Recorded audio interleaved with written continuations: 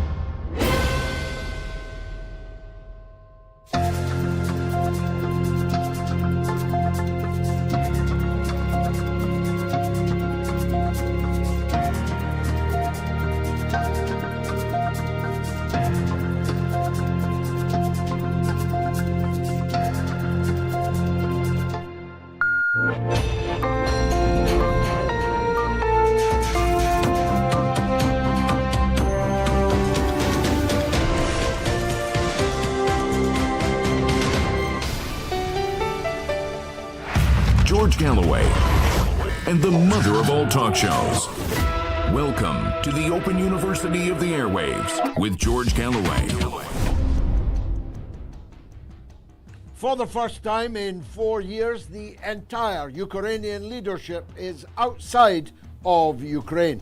Many of them are on the lam, having run away from the long arm of justice, grasping out to get hold of them.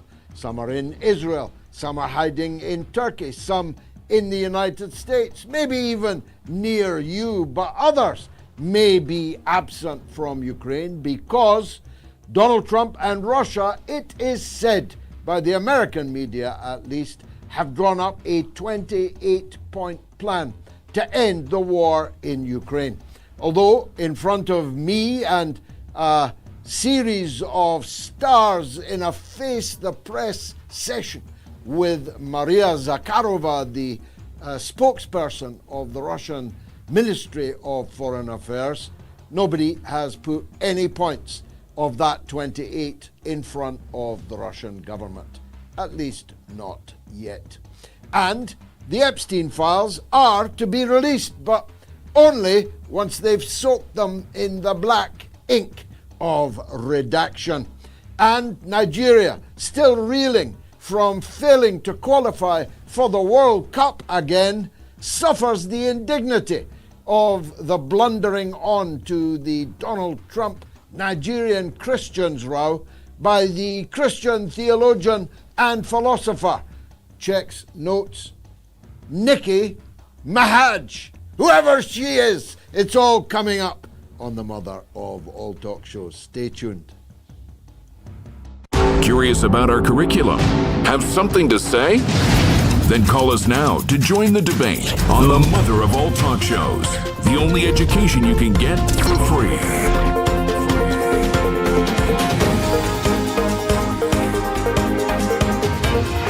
George Galloway, the mother of all talk shows. With George Galloway, the world is our classroom, and you're welcome to sit in and join the seminar. Let's start with the breaking news, which I enter the caveat might not actually be news, but it is wall-to-wall in the United States media this evening that Donald Trump and Russia have been secretly away from the spotlight negotiating a 28-point plan to end the bloody war in Ukraine. If it is true and if it succeeds, nobody will be happier than me and all of us here at the mother of all talk shows. This war, which should never have started in 2014, indeed earlier if you count the steady encroachment on Russia's borders by NATO since the beginning of this century. But in hot war terms, this war has now been going on for 11 years, and that's long enough for any war in modern times. The death toll has been of First World War dimensions. 1 million at least Ukrainians have been killed, hundreds of thousands maimed, and many of those permanently. 9 million Ukrainians have run away from their country and are living in your country and may very well not go home. 180,000, 190 Ukrainian servicemen have deserted, and that doesn't count the tens of thousands that are now prisoners of war. It has been a bloody disaster, a long, Somme-like bloody disaster, not on the same dimensions, but getting there. On this day, the Somme offensive was called off by the British, having at the cost of getting 6 extra miles of Belgian territory. Have you seen Belgium? 6 miles cost almost 1 million Allied casualties, British and French and German. 1 million casualties for 6 miles of Belgium. That was the kind of war we thought we'd never see again, but the Ukraine war is turning out to be a mirror, at least, of that conflict. People in trenches, people cowering from drones that strike them and annihilate them with extraordinary precision and great regularity. That's leaving aside the missile strikes from both sides, but mainly from the Russian side, which has systematically eliminated Ukraine's air defense systems and systematically eliminated, one by one, the power plants on which their armed forces have depended. It's lights out in Ukraine.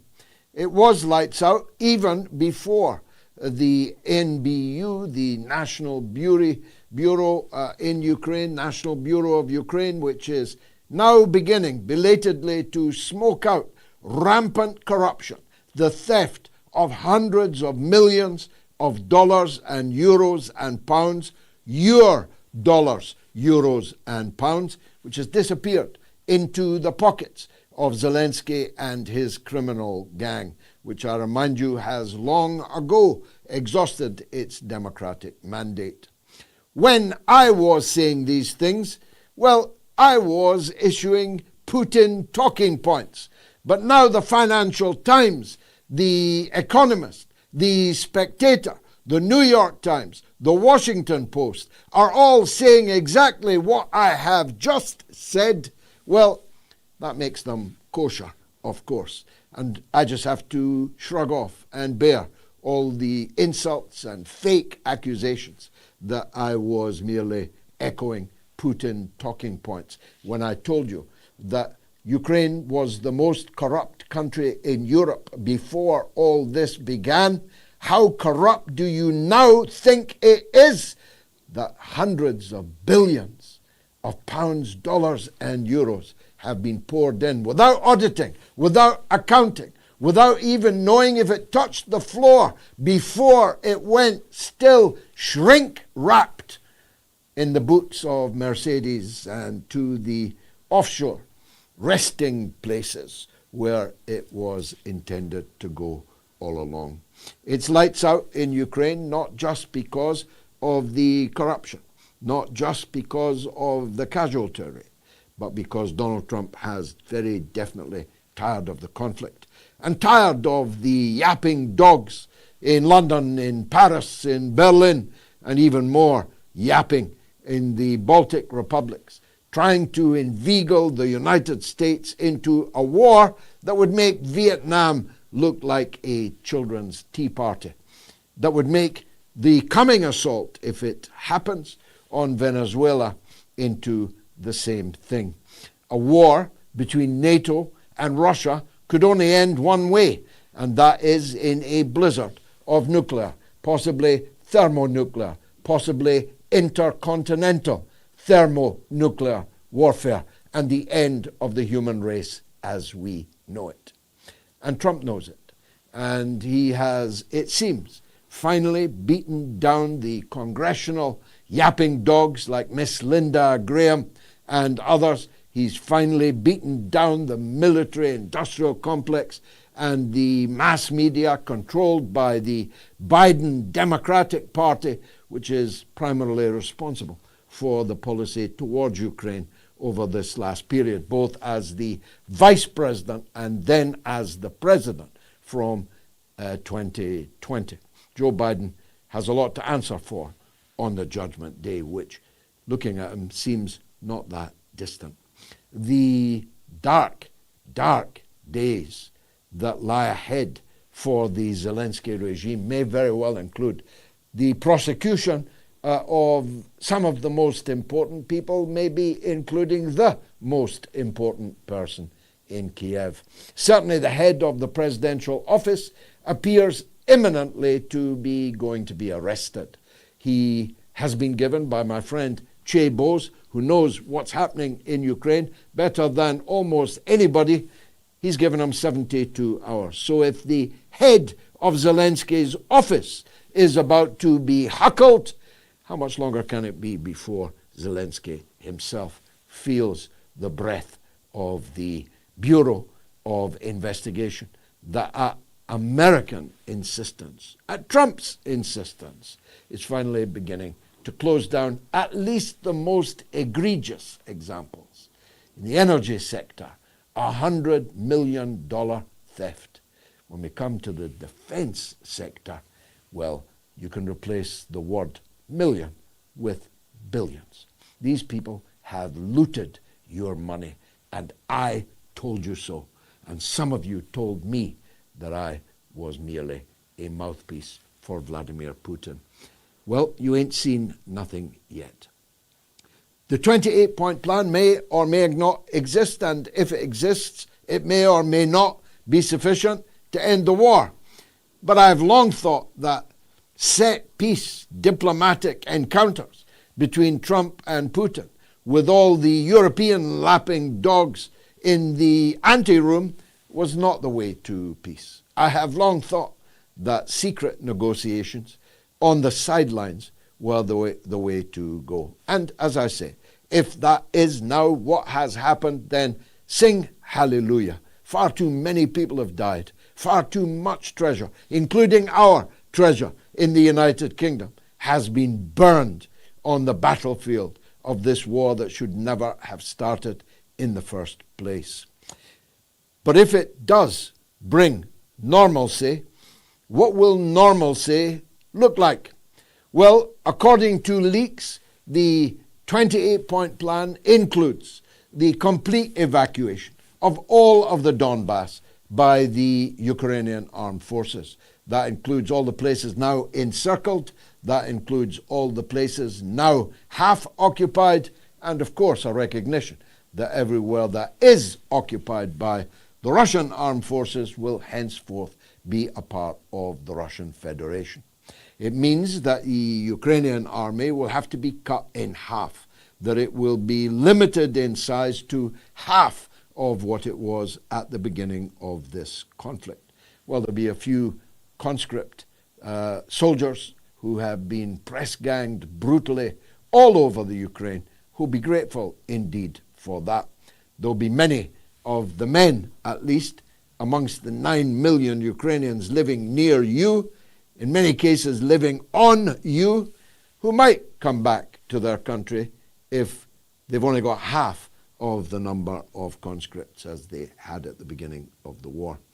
It requires the United States and other countries to recognize Russian sovereignty over Crimea, Russian sovereignty over all of the Donbas territories, thus ceded, and guarantee, a better guarantee than Gorbachev got, I hope and trust, that the NATO powers will not only never recruit Ukraine into NATO, but will not be present in NATO at all. There are many other 28 points that I don't have time in the monologue to go into, but I'm sure that Chris Hedges, the foreign policy genius who should be running America's foreign policy, but who's coming on the mother of all talk shows in a few minutes instead, will provide further and better particulars. Let me move on to one of the other many big international stories.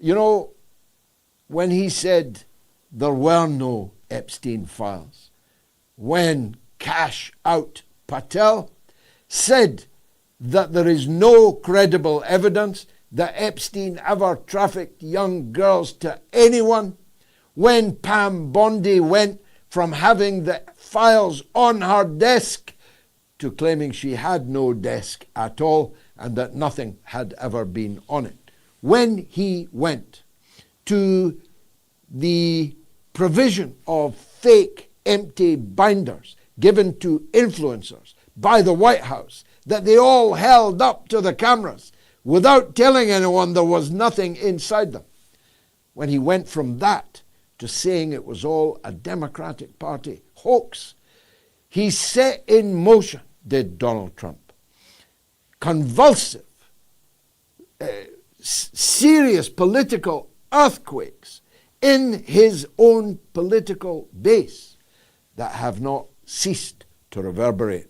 The tectonic plates have been shifting ever since.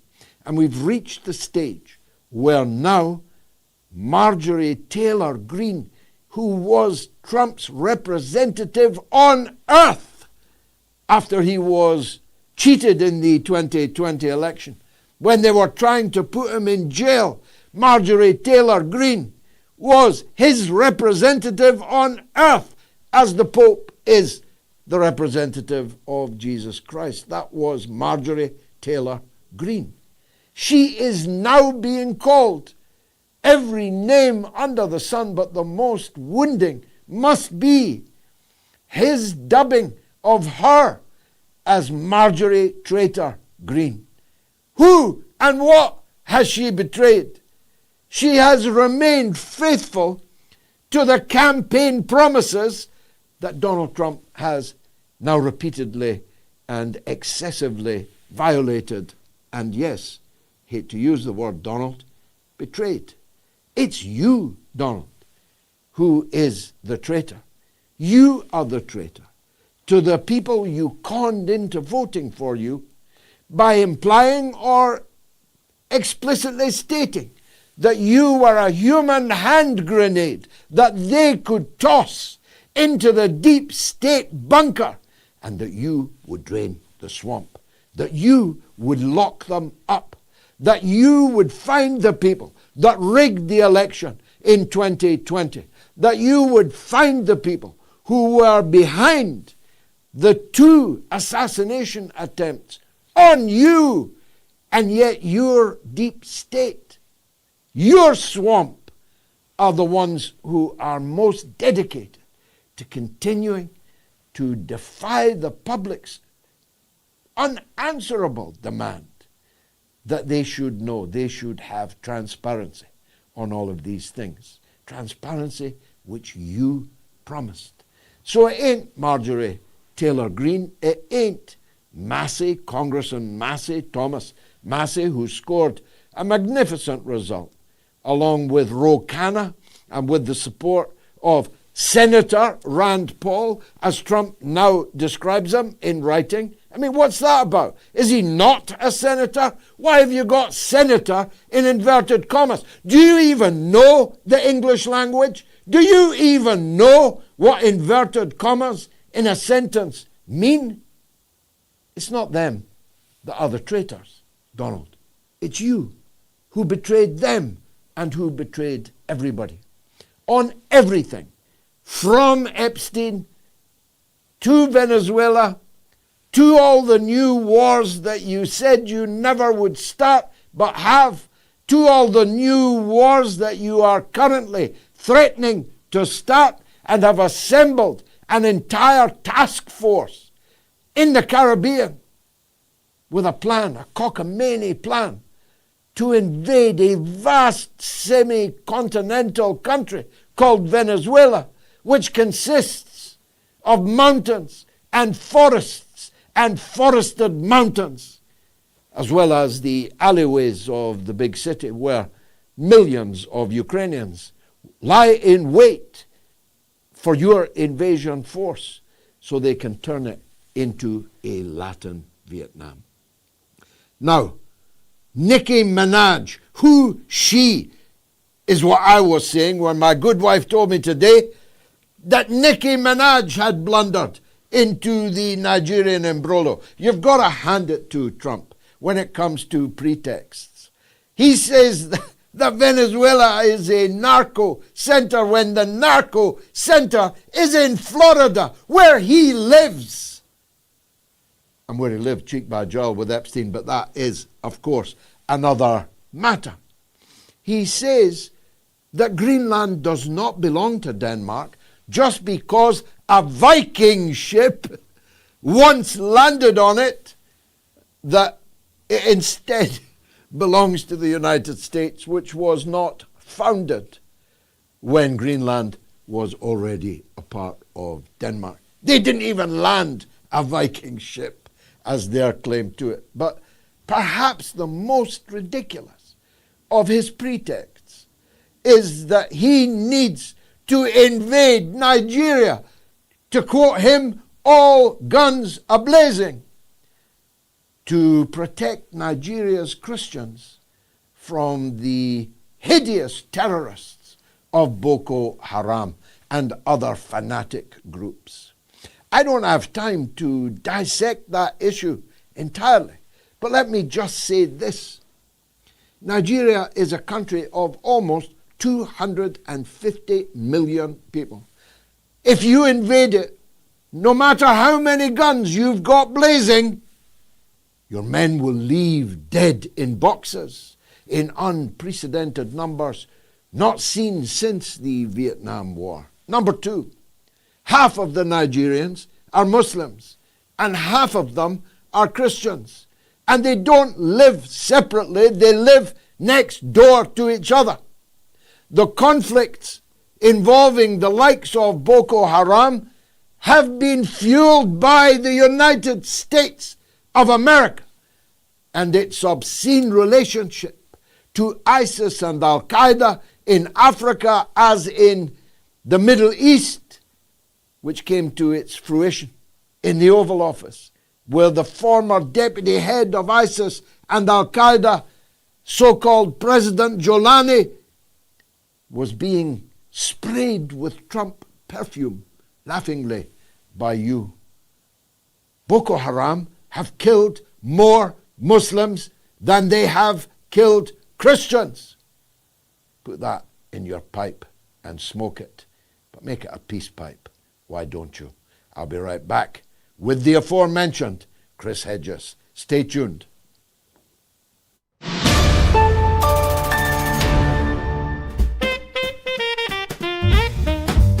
My grandson, Sean, who's answering the phones tonight, had his first 1 million view tweet about Gaza, and I predict great things from him.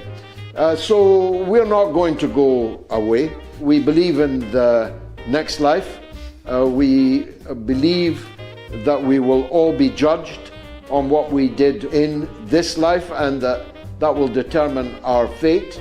And so we face whatever we have to face, if not with equanimity. Can't say that the experience was one that one can feel sanguine about. It was genuinely horrific, and I'll never forget it.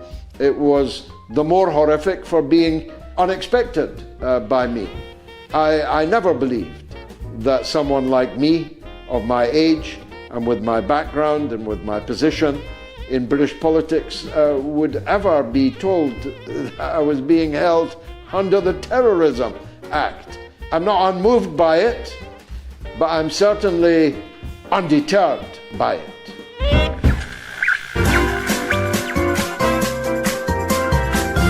You are listening to the mother of all talk shows with George Galloway.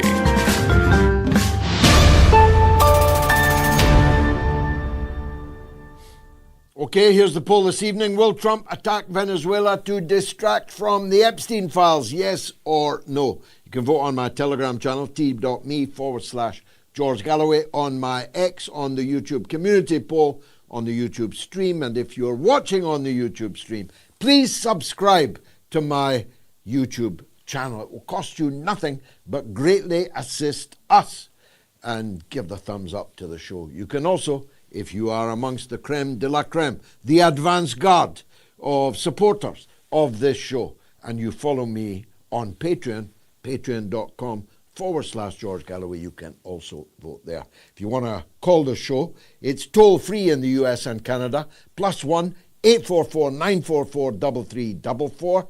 It's free of charge in Britain and Ireland, 08081 965522, and the worldwide number is 0043203962625.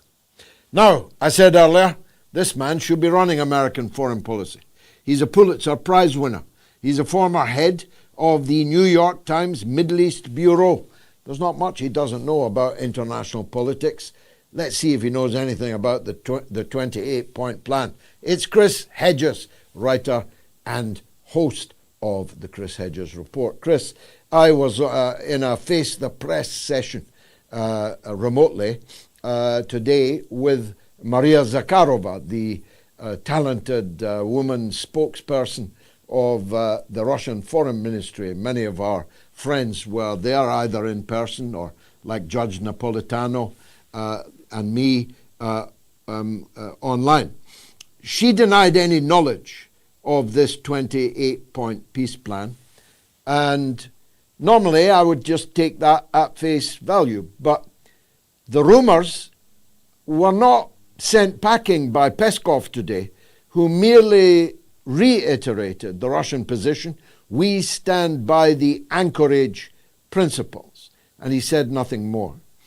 There does seem to be a whiff of truth about this, and the fact that the entire Ukrainian leadership is this evening out of the country, either on the lam or diplomatically absent, has got me wondering. What about you? Yeah, something's happening. Exactly what, I'm not sure. Well, be a bit more expansive. What might be happening, and where, and with whom? Well, it might be the same kind of unilateral agreement that we saw conducted between the United States and regional allies, including Israel, in the Middle East, that cuts out the Ukrainians and essentially attempts to end this long proxy war directly with the Russians. Yeah, and cuts out the Europeans too, right? Yes, cuts out the Europeans too. Well, the Europeans were also cut out of Trump's supposed peace plan for Gaza. Well, I guess Macron was there. That's true. Macron was there. But these are unilateral efforts on the part of the Trump White House. It's what we've seen in other foreign policy initiatives, and that's certainly what it appears to be. And when you read some of the putative parts of the 28-point program, some of them Russia would accept, wouldn't they? The complete withdrawal of Ukrainian forces from the entire Donbas, including places that they continue to hold, albeit under threat, under siege, under encirclement. The Ukrainian forces being cut in half, no NATO in Ukraine and no Ukraine in NATO, international recognition of Russian sovereignty over Crimea and the Donbas. To choose just four, these are 4 points that might well be acceptable in Moscow. Yeah, and if you look at the inception of the conflict, those were essentially the provisions that Russia laid out. Russia gave all sorts of flashing red lights with the expansion of NATO towards their borders, and not just Putin, but Gorbachev and Yeltsin as well. And it was always, there was a leak through WikiLeaks, there was a cable by William Burns, who was then ambassador to Russia, later became the head of the CIA. And in the cable, he said it across political lines, the incorporation of NATO into, or Ukraine into NATO is something that no Russian is going to accept. So I think you and I have discussed this before. Russia was clearly baited and provoked. The tragedy, of course, is that all of this could have been done before the war began, and the repugnant war criminal Henry Kissinger said so. He got slapped down for it. But he said this will end when there is an exchange of land for peace.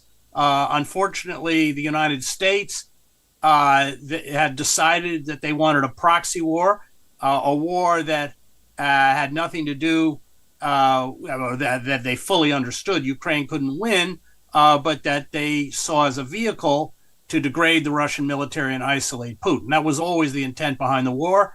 It was always going to be ended through some kind of negotiated settlement, some kind of exchange of land for peace, and certainly within this plan, many of those provisions that Russia has long advocated for, and as I think you, as you correctly point out, would accept, are in the plan. How would that go down in the Washington press corps? How would that go down in the American pro-Biden liberal media? How would it go down in the Congress? Could they block it? I don't think the Congress will block it. I don't think we would see a defection, a Republican defection like we did over the Epstein files, which is why Trump essentially had to greenlight it. It was a rare kind of insurgency by a very docile Republican majority, especially in the House. So I'm not sure that it would be. Ukraine is much more contentious. The war in Ukraine is a Democratic Party project.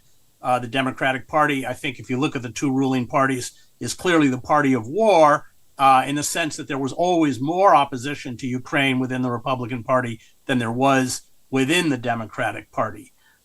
So unlike the Epstein files, where there was, in essence, really absolute defection from Trump, who had attempted to block the release of the files, this has a chance of being embraced. How would it change the world, Chris, if all this came to pass? In my session with Zakharova today, our friend Pepe Escobar asked her what this would mean for the BRICS and for the SCO, for what we might loosely, perhaps hopefully, call the new world order that is struggling to be born. A Russian victory in Ukraine accepted by the United States like this, what kind of shot in the arm would that prove for the restructuring of world affairs?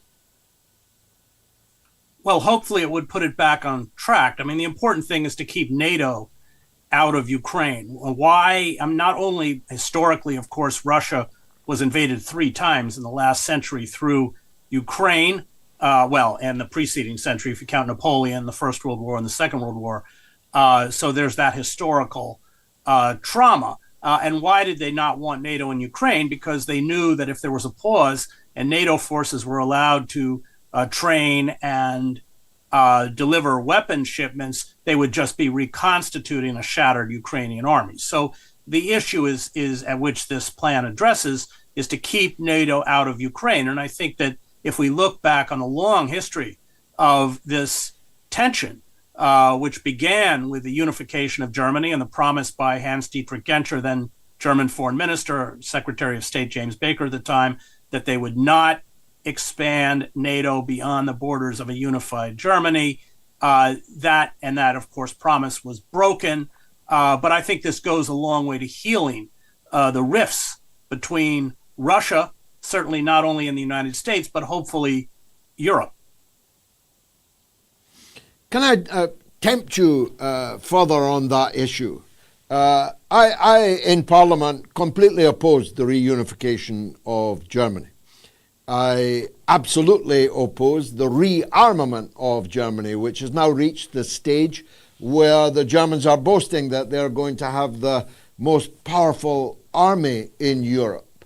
As a matter of fact, it's the only thing that Mrs. Thatcher ever agreed with me on, and she went out of her way in the library corridor to clip-clop in her high heels, swinging her handbag, to tell me so. One of the reasons why I so despise Gorbachev was that he accepted a verbal from James Baker on behalf of G.H.W. Bush that NATO would not increase by 1 inch if the Soviet Union withdrew from East Germany and permitted reunification. I feel kind of vindicated by the role that Germany is now playing in the instability and the danger, hitherto at least, of World War III, of which Germany would be a significant part. Yeah, precisely. It's not just the resurrection of German military hegemony, but it's the militarism within Germany itself, where the resurrection of big billboards calling people to join the military, the proliferation of German flags. I mean, this kind of militarism runs deep within the kind of body politic of Germany and has going back for centuries.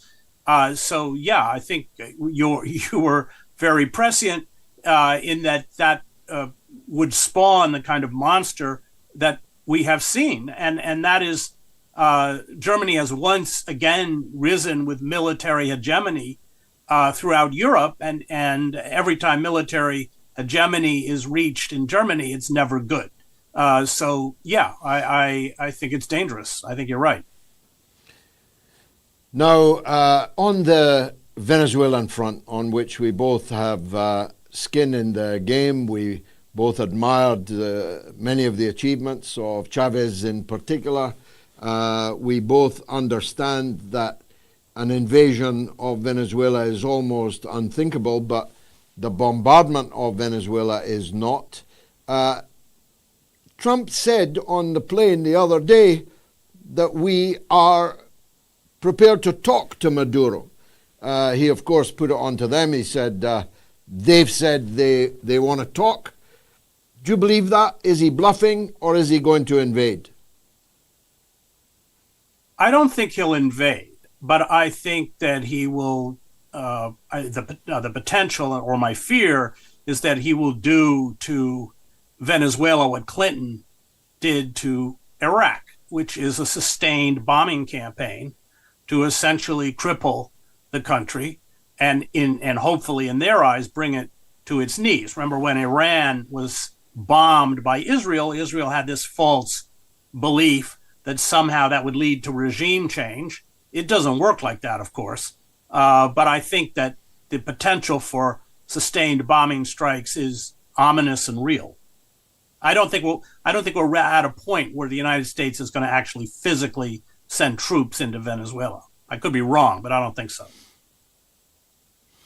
Now, lastly, I know that you're a keen student of what goes on in the Security Council. Were you surprised by the unanimity? I know Russia and China did not vote for Trump's peace plan for Gaza, but they abstained rather than oppose, and they certainly didn't veto. And Zakharova was asked about this today by our friend dannyhaiphong. Why did Russia not deliver a veto to a plan that isn't a plan, can't work, and is in any case a reward for the people who committed all these crimes in Gaza? That's a question I wondered, and I can't answer. It's a horrible plan, as you know. It's essentially a kind of 19th century imposition of a colonial viceroy. It violates a series of international laws, and of course is a deep betrayal of the Palestinians. Why China and Russia didn't stand up for this absolutely egregious assault, especially after 2 years of genocide, it mystifies me. I don't know. There must have been some backroom deal or something, but it is a terrible, terrible betrayal by the United Nations of the Palestinian people.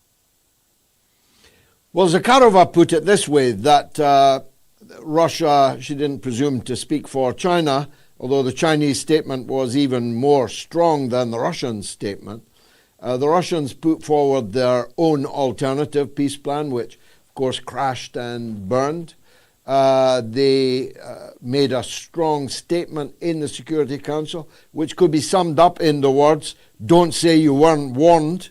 But they felt that with the unanimity on the Arab diplomatic front, in every Arab capital, and including the puny and enfeebled and gerontocratic Palestine National Authority in Ramallah, that they simply couldn't veto it without losing a great deal diplomatically in the Arab world. Would you give her a pass on that? I suppose perhaps, but I mean, the Arab regimes have been completely complicit in selling out the Palestinians. And I've been spent quite a bit of time in the Middle East since October 7th. The anger on the streets of Amman, I was in Ramallah, of Cairo, I was in Qatar, is, red hot. So yes, the governments have collaborated. They have not severed those countries that have it, such as Egypt and Jordan, although Egypt withdrew its ambassador, has not severed diplomatic relations. You have the land corridor that supplies Israel by the UAE, Saudi Arabia, and Jordan. When I was in Jordan, there were hundreds of trucks going over the King Hussein Bridge. The journalist, very courageous Palestinian journalist who exposed these Jordanian companies, and that's because of the disruption of the maritime traffic by Yemen, was thrown in prison for a year. So, and when I was in Amman, they were having street demonstrations where they were chanting, "We are all Hamas." Yes, I'm not surprised that these Arab regimes signed on for this. On the other hand, we have to be aware how fragile they are, how little credibility they have, and how hated they are. Should Israel succeed in its desire to push the Palestinians into the northern Sinai, I think you're going to ask a real question as whether the Sisi government would even be able to exist after that. And Abdullah is very weak in Jordan as well. So, they have sided with Arab regimes that have, in essence, collaborated with this genocide. I said finally, but permit me one short one, Chris. How much black ink is currently being spread over the Epstein files? How much of it are we likely now to see? Well, it's a big story in the United States. What actually comes out, we don't know yet. It's clear that Trump tried to block it. And there was, I think, the first, we could say, real revolt within the Republican Party against a Trump dictate. There not only do we have photos of Trump with underage girls, but Julie Brown, she was the Miami Herald reporter who really did all of the dogged investigative work on this in her book, Perversion of Justice. The Jeffrey Epstein story quotes anonymous woman who uses a pseudonym, Kate Johnson, who filed a civil complaint in federal court in California in 2016, that says that she was raped by Trump along with a 13-year-old over a 4-month period from June to September in 1994. And it's quite graphic that she presumably was paid off and has since disappeared, but there are very strong indications that Trump was part of this pedophilia ring. Of course, remember that when the FBI raided Epstein's apartment in Manhattan, within his safe, which I hear was the size of a closet, there were all sorts of CDs because he surreptitiously filmed and taped these encounters between his friends and these underage girls, and it would have the name of the girl, and then it was redacted out who they were with. But Trump ran in that orbit, and Michael Wolff, his biographer, says that he has seen Epstein showed him pictures of Trump with underage girls topless on his lap, this kind of stuff. So how much will that come out? That's a very real question. But certainly there's strong indications that Trump was deeply involved in this pedophilia activity. And I just would say that I think the reason that the Republican ranks broke with Trump on this issue is because of the widespread sexual abuse that exists within the United States. And this was just too visceral a crime for many within the Republican Party to countenance, because it runs so close to home to the experiences. I don't have the figures in front of me, but they're quite shockingly high. What many Americans, have experienced in terms of child molestation. Chris Hedges, as always, a pleasure and honor to interview you. Thanks for coming again on to the mother of all talk shows. Chris Hedges, political commentator, journalist, writer, and host of the Chris Hedges Report. Let me take a quick break, and then I'll go to a legend, May in Oklahoma. Stay tuned.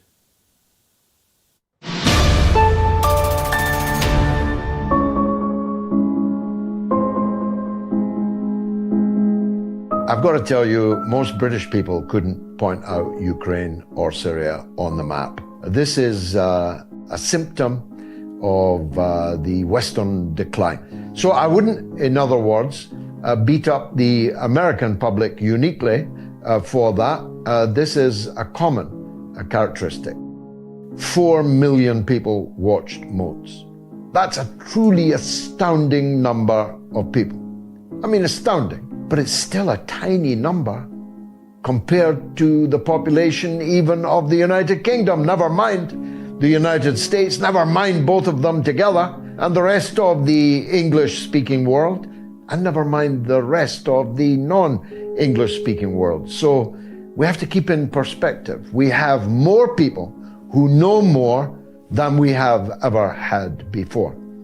But we have a huge number of people who, I'm sorry to say, are mere sheep, who give life's blood if necessary, who give their sustenance financially, and who bray when asked, and dutifully get on board the truck taking them to the abattoir. But it seems to me, given the unique horror of 9/11, the impact of 9/11 on the American psyche, that the very organization that the US government says carried out the 9/11 mass murder of thousands of American citizens is the same Al-Qaeda that American weapons, money, diplomatic cover, and endless propaganda was used to put into power in Damascus. Now, as a contradiction, that is as sharp as it's possible to get as a contradiction. And we must do more to proselytize for that.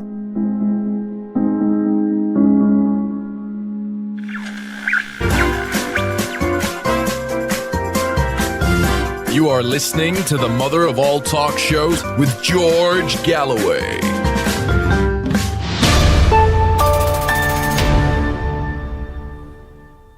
Will Trump attack Venezuela to distract from the Epstein files. Now, attack Venezuela, not necessarily invade.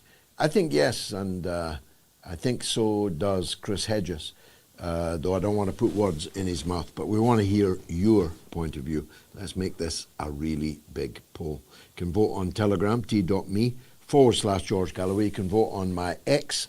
You can vote on the YouTube community poll, on the YouTube stream, and if you're one of the top people, you can vote on patreon.com/George Galloway. We've got a legend on the line. It's May in Oklahoma on Trump and Epstein. On you go, May. Hey, George. How's my habibi? I just wanted to, again, say love and respect to you, Gayatri, your team, your family. How about that Marjorie Taylor Greene? Who would have ever thought that this woman who occasionally said some really crazy things would be so staunch and stalwart in supporting the survivors of the Epstein experience. I'm so proud of her. And if she gets primaried, I think I'm going to donate to her campaign, even if it's only $5. And I'm not anywhere really near Georgia, but I heard Megyn Kelly say the other day that she knew someone who knew something about this Epstein thing, and they were very close, but she couldn't say who. And that person said, Epstein wasn't a pedophile. He liked 15-year-olds. He didn't like 8-year-olds. And it's like, okay, you're forgetting, number one, 15 is not legal. They cannot give consent. Having sex with one of them is statutory rape in the United States. And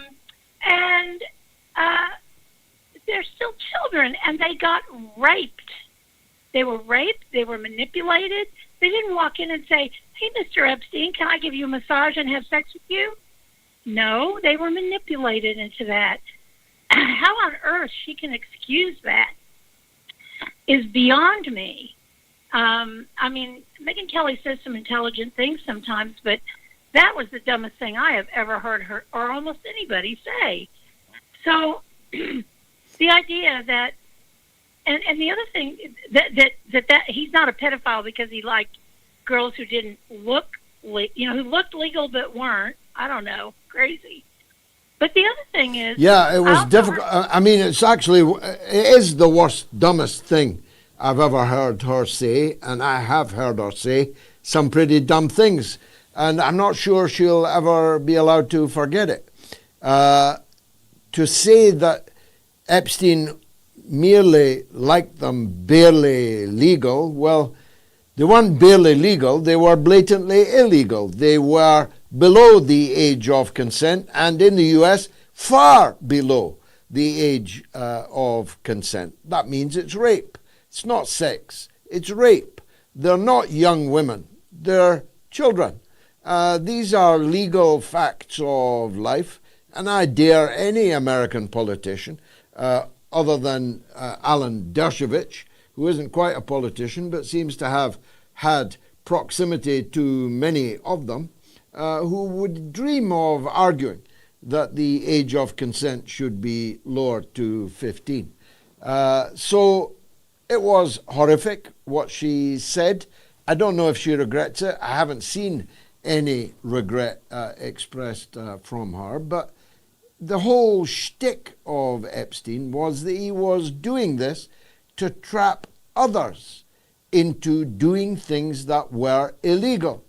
After all, if any of these politicians had been revealed to have received a happy ending from a 25-year-old masseuse, well, that might be extremely embarrassing for them.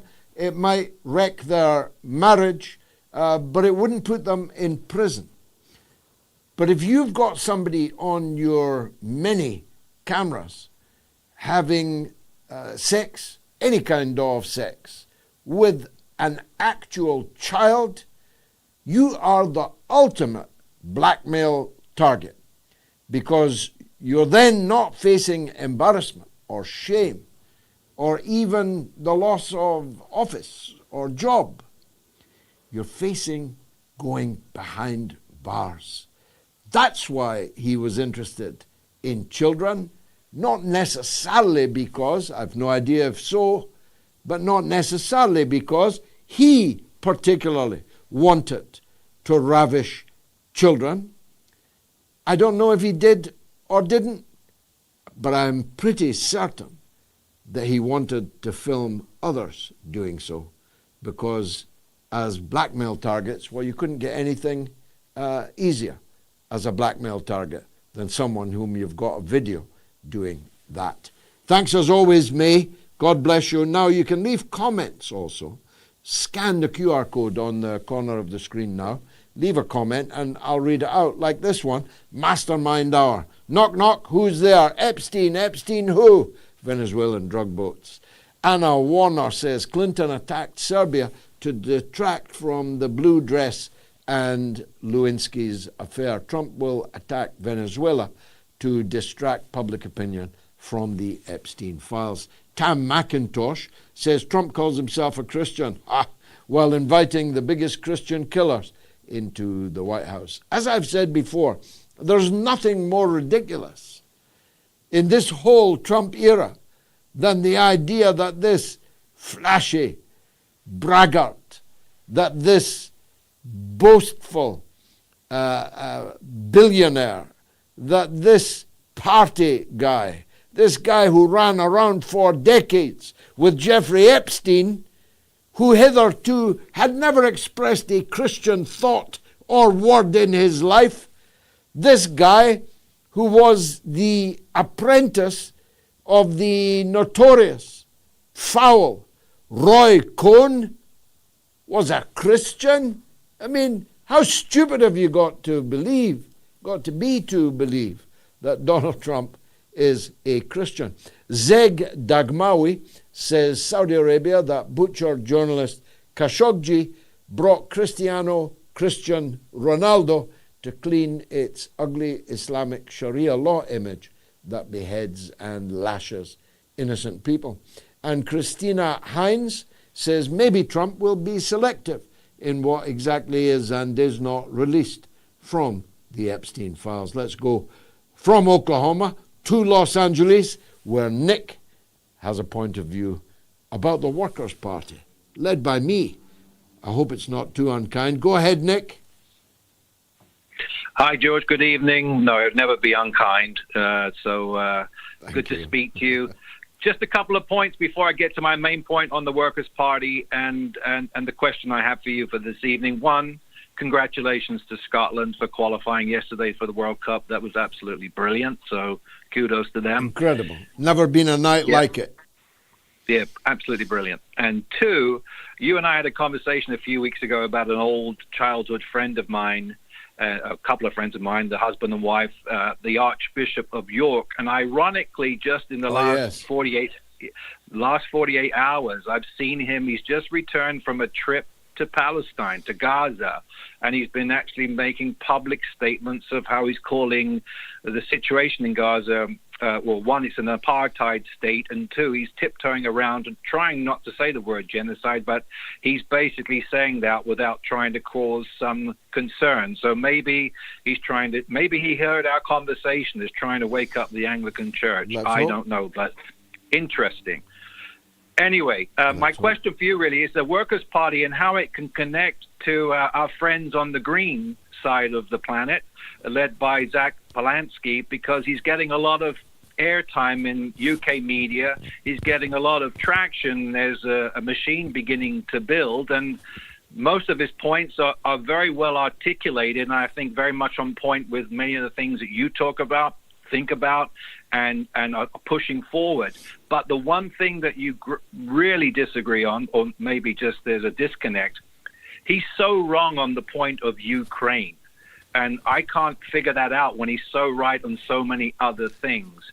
So how can you and the Workers' Party and the other groups, whether it be your party and Corbyn and Sultana and everybody else, how can you square that circle for him, that conversation, and get him up to speed and on track so that you can all be working together for a future without the duopoly of the Labour-Tory madness. Any thoughts on that? Yeah, many. We propose an electoral front, an electoral alliance with everybody who agrees with a small number of basic demands. And there's no reason why such a pact could not be concluded. We are very strong in some areas, not strong at all in others. The Greens will always be much stronger in some kinds of places, but struggle even to get a few hundred votes in others. So we're ready to make an electoral agreement. We'll stand here, you stand there. You're bigger than us, so you'll stand in far more than us, but we insist on standing in these. So we're only asking for an electoral agreement. We don't want unity with the Green Party because we have profound disagreements. They are pro-NATO. We are against NATO. They are pro-Zelensky. We are against Zelensky. They want regime change in Russia. We think the regime in Russia is entirely the business of the Russian people and nobody else. They have moved quite a bit on Palestine. I mean, the very same Zach Polanski said when Jeremy Corbyn was the leader of the Labour Party, I'm a European Jew, and these are two reasons why I will never vote for Jeremy Corbyn. So that gave you some idea of where they were.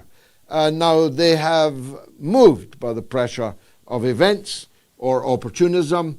Who can tell? Doesn't matter. They have moved their position on Israel-Palestine, and of course that would no longer be a problem between us. But we're opposed to net zero fanaticism. They are the original net zero fanatics.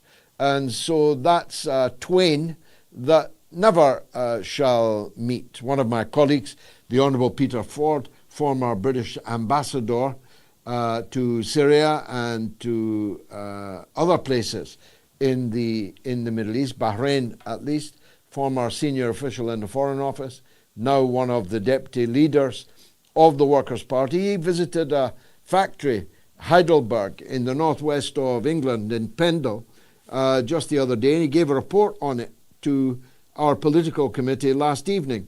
And what he described was exactly what we have been predicting. And the Heidelberg factory is merely the canary in the mine.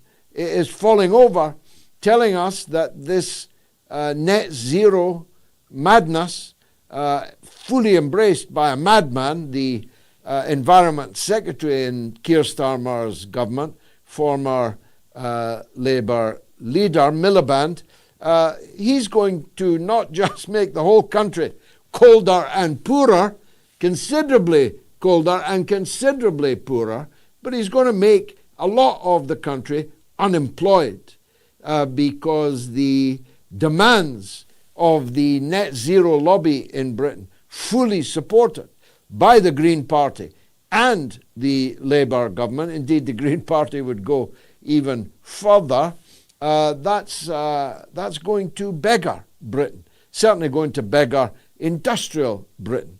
And it's industrial Britain that I stand for. It's the workers that I stand for and have always stood for. So I'll never go down that nightmare alley with Zach Polanski, but that doesn't mean we can't agree on two things.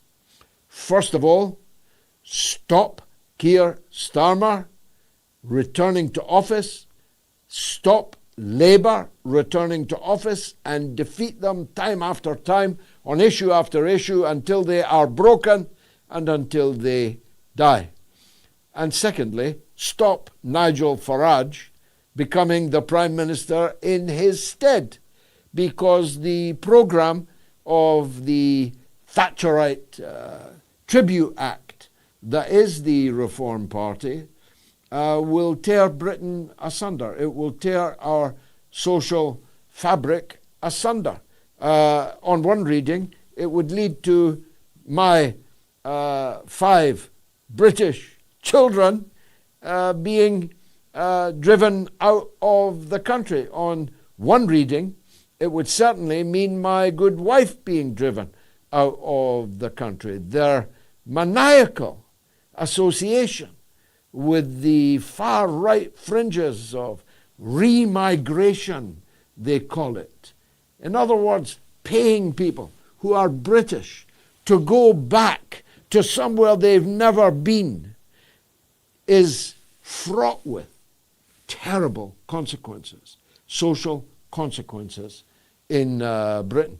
So surely everybody who agrees on getting rid of Labour but not replacing them with reform should be able to make some kind of electoral agreement. I propose a 5-point plan: end the wars, end the so-called austerity, which means impoverishing British working people for a crisis not of their making, defend the multicultural nature of British society, and stop trying to turn the clock back to an imagined Britain of the 1950s in which I lived.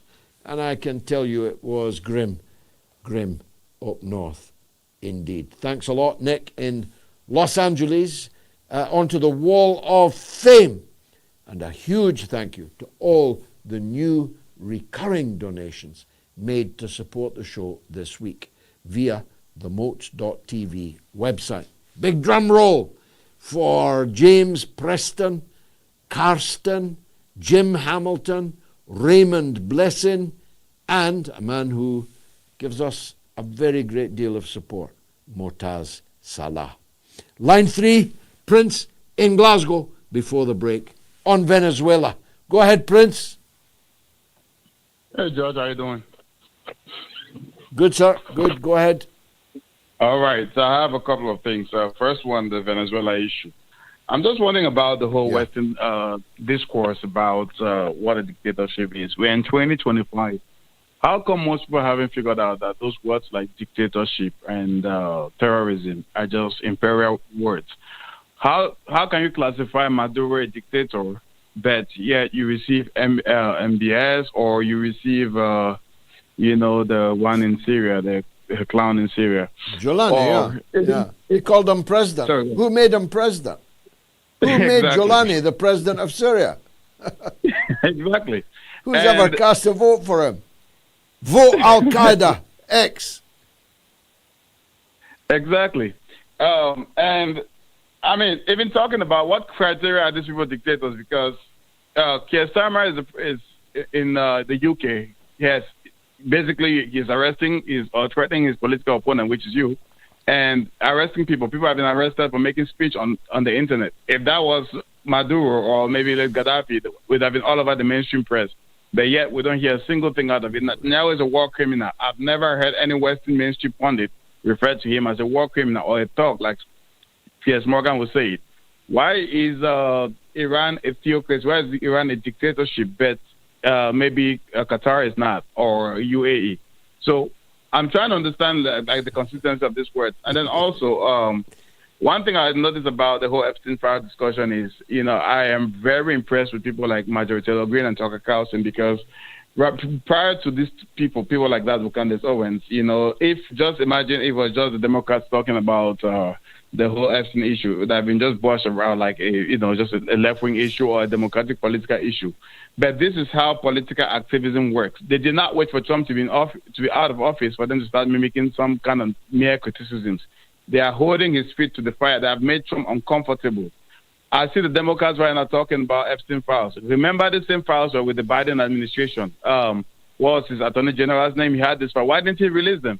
If they're so much concerned about Donald Trump and the Epstein files, why didn't they release these files? So my point is that because they're complete. Look, I've got to stop you because I'm 7 minutes late for the break. But a brilliant call, and you've come to the wrong man if you want help in understanding why Iran is a regime and Qatar is a government, how Iran is a dictatorship, but the UAE is not. You've come to the wrong man if you want to understand why the Julani, the dictator of Syria, whose country was invaded again this very morning by Benjamin Netanyahu, who entered Syria illegally and hung around there for half a day with not a shot fired against him. How Julani is a president that nobody ever voted for. Nobody ever expressed a wish to have Julani as their president. Why he's a president, but Maduro is a drug lord that half the US Navy has to be deployed in the Caribbean to regime change. Brilliant call, Prince in Glasgow on Venezuela. I've got to take a break. I should have taken a break 9 minutes ago because I'm keeping waiting our own Texas Rose, Rachel Blevins, journalist and political commentator. Stay tuned.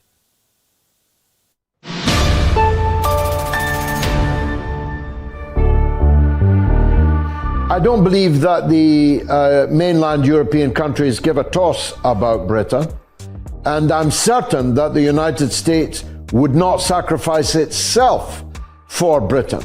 That's why I say Britain is completely marginalized.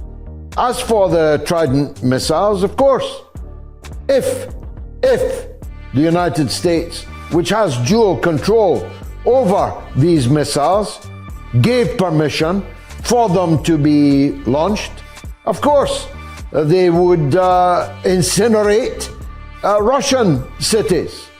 But what good would that do us? Because we'd all be dead, including the people that fired the missiles. You feel me?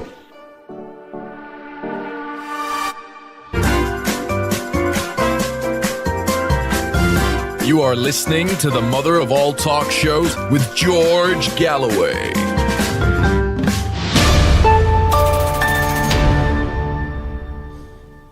Okay, get voting on the poll. Will Trump attack Venezuela to distract from the Epstein files? Get voting.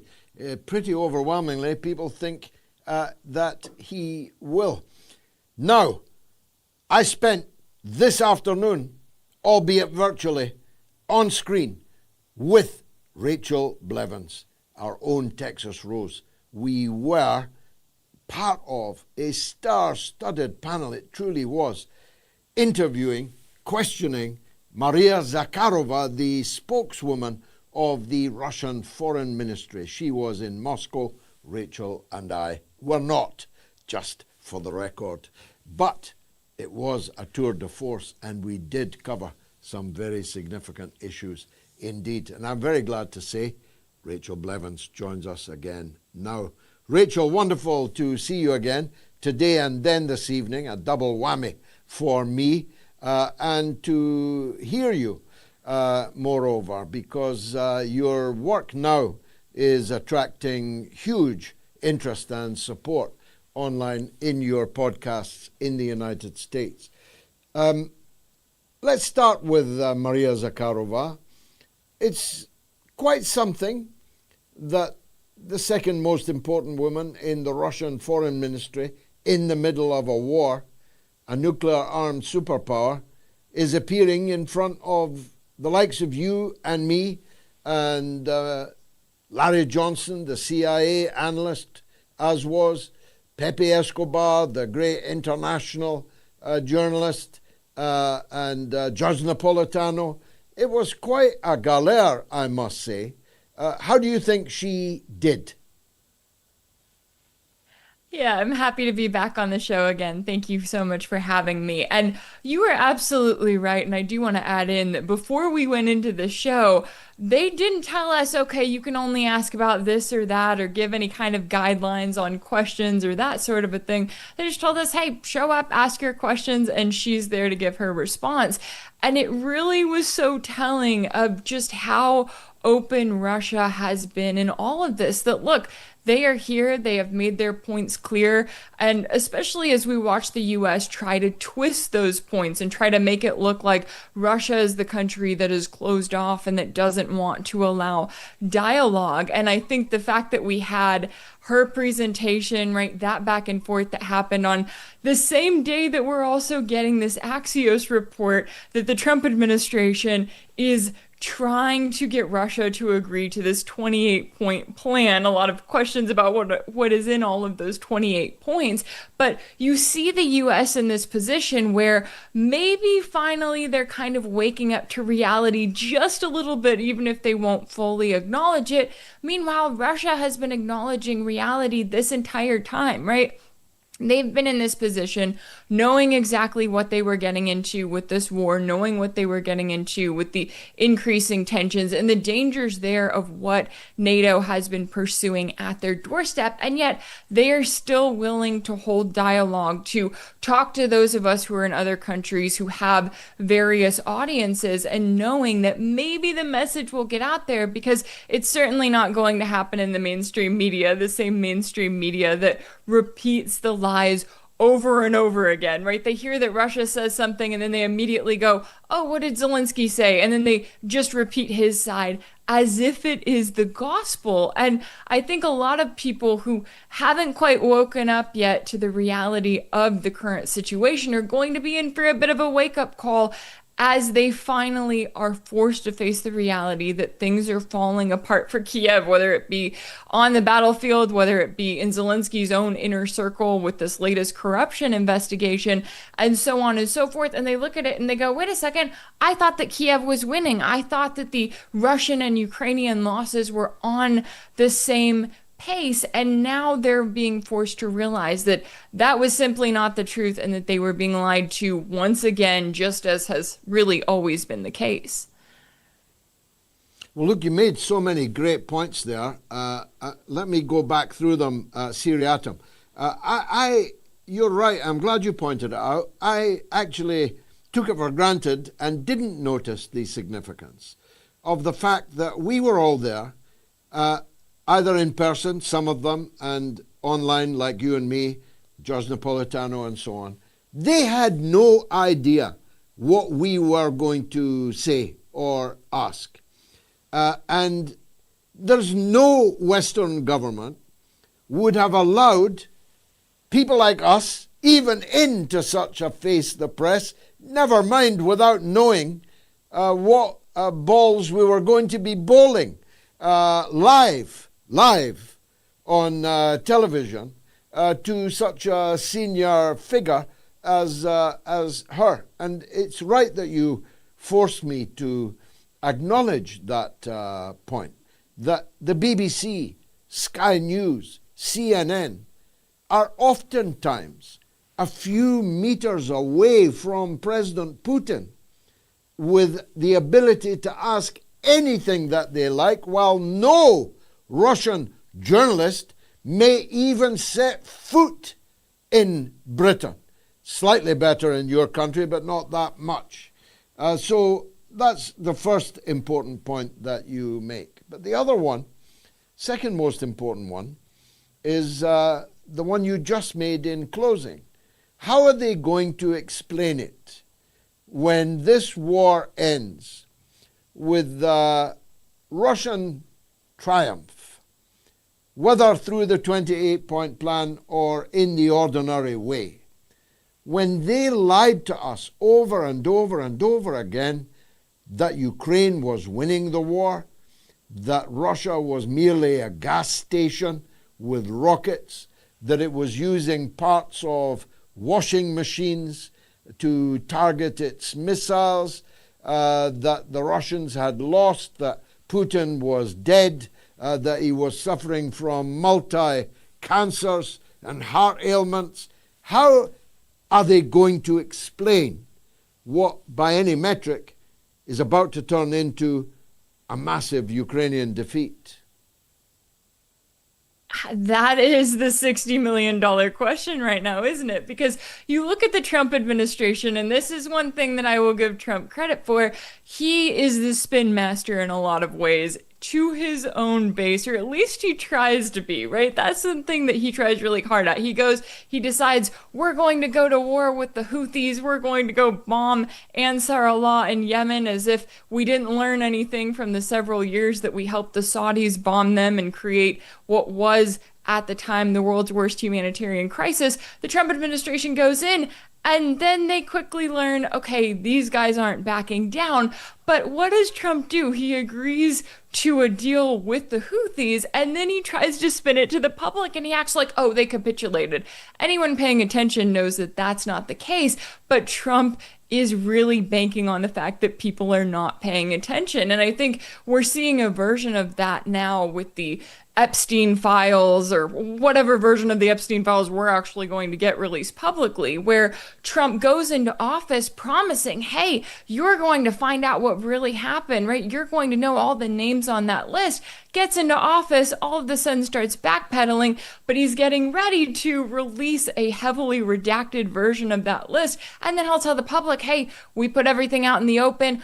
I followed through on my campaign promise. So if I'm looking at what the Trump administration is doing right now, where they're taking this bill and they're amending it to make sure that anything that is quote unquote national security related will be redacted from the Epstein files, aka all of the ties to central Israel and the blackmail that was going on there. And I look at that, then I go, okay, what is Trump going to do when it comes to Ukraine? Well, this 28-point plan seems like it's setting Trump up to do a version of what he did with Gaza, where he goes in and he goes, quote unquote, the war is over, right? Ignore the genocide, ignore however many truly hundreds of thousands of Palestinians were just killed by Israel with direct support from the US. He acts like he comes in and he solved everything, right? He's just going to get rid of Hamas, the thing that Israel claims that they've been trying to do for the last couple of years now. And I can see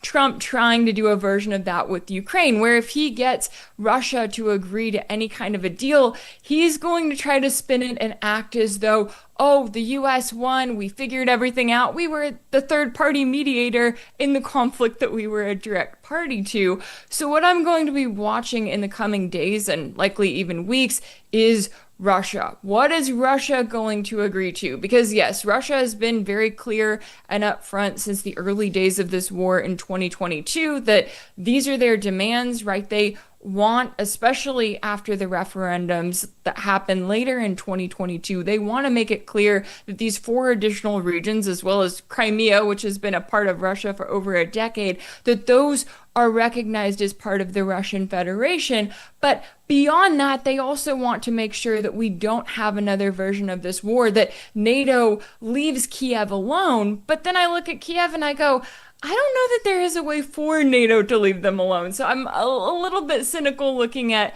where this conflict is going and whether or not we get a deal. But I'm very curious as to what Russia is willing to agree to, because if there's anything that NATO has shown them up until this point, it's that they cannot be trusted really at any cost. Well, he's a master at it. I saw him in the White House yesterday, where he was entertaining MBS, whom he elevated to kingship, even though MBS's father is actually still the king. He declared Cristiano Ronaldo to be the greatest footballer of all time, with which I agree, but there's many millions of Lionel Messi fans will viscerally disagree. But in that event, with MBS sitting next to him at the presser, he said, and I'm quoting him directly, the Palestinians are doing well now. They like me. They really like me. Now, in the string of insane things that Trump has said, to say the Palestinians are doing well now, when they're still in a famine, when the trucks are still not going on, when Israel is still bombing them. And then today he said, Gaza is pretty messy. Not Lionel Messi, messy. Well, messy is one way of putting it, Donald. It is a sea of misery, mass starvation, rotting corpses. The chances of your plan transforming that into Las Vegas are pretty close to zero. So I agree with you, that's probably what he will do. He'll declare victory, but everybody will know that it's been a Russian victory over Ukraine. Now, as Pepe Escobar put it in the final question to Zakharova, this is going to change the world, isn't it? A Russian victory against NATO, getting most, if not all, of their war demands is going to be a huge shot in the arm for the BRICS, for the SCO. It's going to show that the tectonic plates have shifted, isn't it? Oh, it absolutely is. And I think when you look at what NATO has embarked on here, right, their goal was to weaken Russia, but their goal was also to bring Russia to its knees, right, to force the Russian economy to a halt with all of these sanctions, to force Russia to give up and to say, you know what, let Ukraine be a part of the NATO alliance. Sure, you can bring nukes right on our doorstep, right? There's nothing that we can do about it. But the exact opposite has happened. And as we're seeing it play out in real time, we're seeing just how ill-advised this entire campaign was by the entire U.S. establishment, right? Whether it's Democrats, Republicans, they are all together in this. They thought that they could just throw all of this money, right? Whether it's $200 billion, $300 billion at this point, that they could just throw it at Ukraine and that would somehow equal Ukrainian victory. Excuse me, I was about to say Russian victory, which is about what they have received from it. And when you look at what Russia has done by deciding to embark on a war of attrition, I think that that's very telling, because they could have gone in on one day and gotten Zelensky, gotten some of the key members of his administration, and made just total chaos in Kiev. But they didn't do that. They decided that they were going to launch a war of attrition about truly grinding down and breaking Kiev's military as we know it. And that's what we're seeing happen right now in real time. And a lot of times as you watch the media here in the West, they will focus specifically on territory, right? And they'll say, oh, well, Russia hasn't gained that much territory this year. But that's because of what Russia is doing overall. That's because it's not just about gaining territory. It is about breaking down Kiev's forces. And that's why we're now really starting to see some significant advances. And now you're watching the media backpedal and go, oh, well, Pokrovsk isn't that important, right? Sure, at one point it was a strategic transport hub for Kiev's forces. It's not that big of a deal. Now it's like, yes, it absolutely is. And the advances that Russia is making right now are extremely significant. And I think that NATO may start to wake up to that slowly but surely. They may kind of be realizing, okay, this situation is not looking good for Kiev. And that's why at the same time you also have this NABU investigation targeting Zelensky's inner circle as a way to say, okay, time's up. We're not doing this anymore. And I'm very curious to see where it goes from here, because the Kiev regime that the West built with all of this money and all of these weapons is now really starting to fall apart. And there's nothing that NATO can do about that, right? They can send Tomahawk missiles, they can hit targets within Russia. Nothing that NATO can do aside from full-on nuclear war is going to change the balance of power on the battlefield, and Russia knows that. And so I hope that when it comes to the negotiations that are had, when it comes to this potential 28-point plan, that's something that Russia keeps in mind, just how much bargaining power they actually do have here, and that NATO also keeps it in mind and realizes the true reality of what they're dealing with when it comes to their project in Kiev that is now spectacularly falling apart. When we met with Zakharova this afternoon, I did not know what I now know, that for the first time in the war, the entire Ukrainian leadership is outside of the country.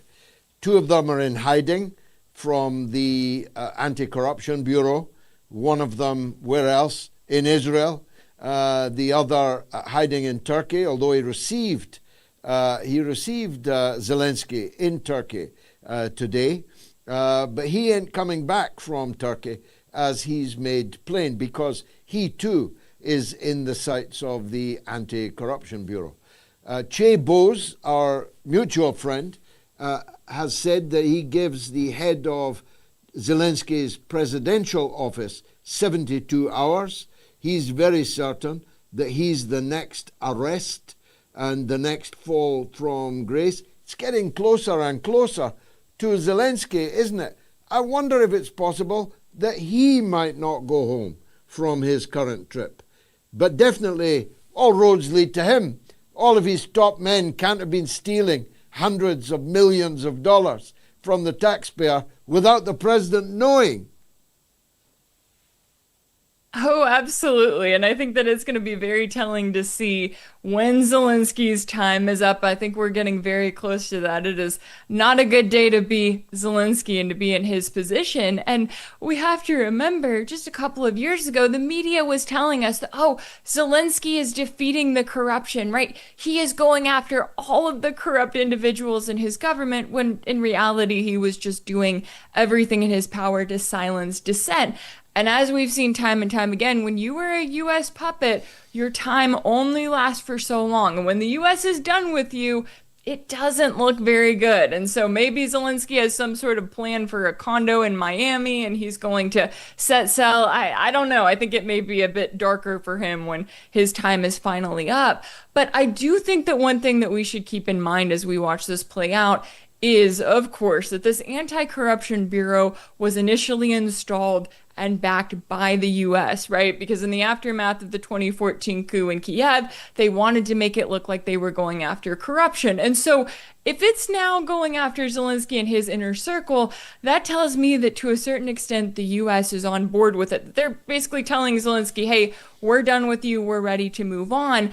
But I don't have any confidence that the next puppet that leads the Kiev regime is going to be any different, right? Whether they drag Valery Zelensky back and get him propped up there, whether they try to make Petro Poroshenko happen again or some other version of that, we have to keep in mind that this will always be a puppet that is in charge of any version of this Kiev regime that is backed by NATO. And so even though they may have a new face on it and they may act like, oh, this new person is going to transform things, it's really just a cover up to try to take away from how bad the situation is. And so I'm curious to see what the Trump administration is going to do, whether they're going to go all of the way, get rid of Zelensky, or whether they're going to try to push some deal, get Russia to agree with it, and then look at the future from there. Because everything we've seen from the Trump administration and from NATO as a whole has been a Minsk III style deal. It has been a deal that is very heavy on these quote unquote security guarantees for Ukraine,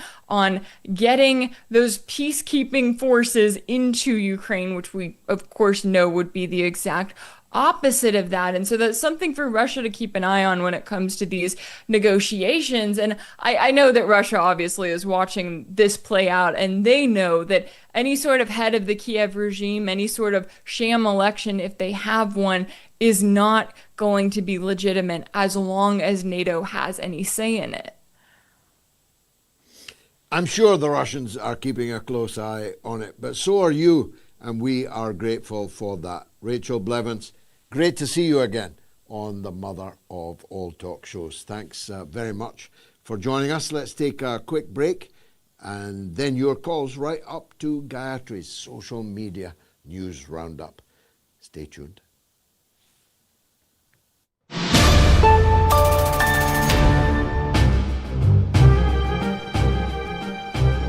He's a schoolyard bully, Piers Morgan. And he does have a big show, but then he has a big and plush and very well appointed studio. And he has a big and very well paid staff. He has a very big budget. He's an extremely wealthy man.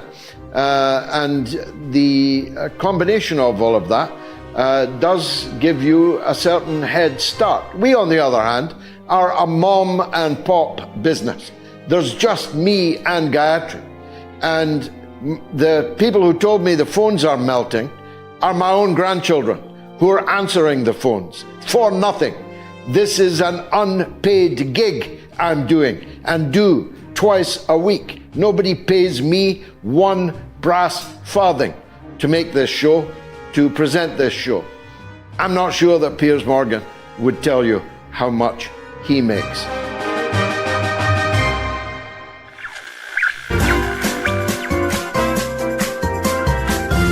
You are listening to the mother of all talk shows with George Galloway.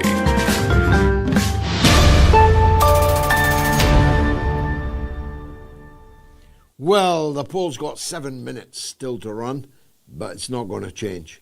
74, 71, 74, 71, 69% all say that Trump is going to attack Venezuela to distract from the Epstein files.